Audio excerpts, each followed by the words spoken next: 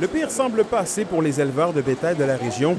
Après un été 2023 très sec, l'heure est au surplus dans les champs. Nous, ici à la ferme, on remplit un silo autour de 750 tonnes métriques d'ensilage. Là, cette année, il est full, il est plein. Après ça, on a réussi à faire 600 balles rondes de foin, alors que l'année passée, on a réussi à remplir notre silo, mais on a juste fait 100 balles de foin. 80 000 $, c'est la perte approximative évaluée l'été dernier en valeur fourragère par Camille Allen, une productrice laitière de Rouyn-Noranda. Bien qu'il soit trop tôt pour donner un chiffre exact sur les gains de cette année, elle salue la météo clémente des dernières semaines qui lui permettent de relâcher la pression. On a de la pluie, on a de la chaleur.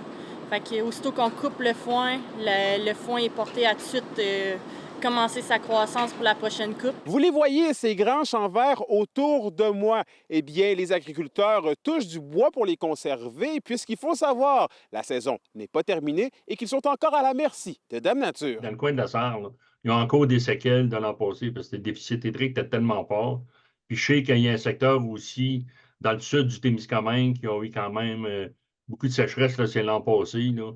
Fait que ces deux secteurs-là sont peut-être plus problématiques. Là. Tu sais, de reprendre quand même qu'il y a eu de la pluie. Là. Il faut idéalement 3 jours de beau temps pour 1 jour de pluie afin d'assurer une bonne qualité de foin. Cette année, il y a beaucoup de pluie.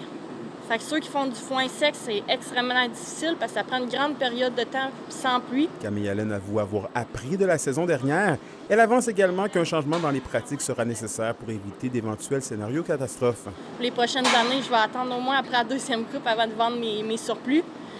Puis on a aussi des méthodes culturelles. On pourrait semer des plantes plus adaptées aux sécheresses. Bien que satisfaits de leur première coupe de foin, les agriculteurs s'accordent pour dire que c'est la deuxième coupe de foin prévue à la mi-août qui sera décisive pour la suite des choses. Anthony Dallaire, RFI Nouvelles, Rouyn-Noranda.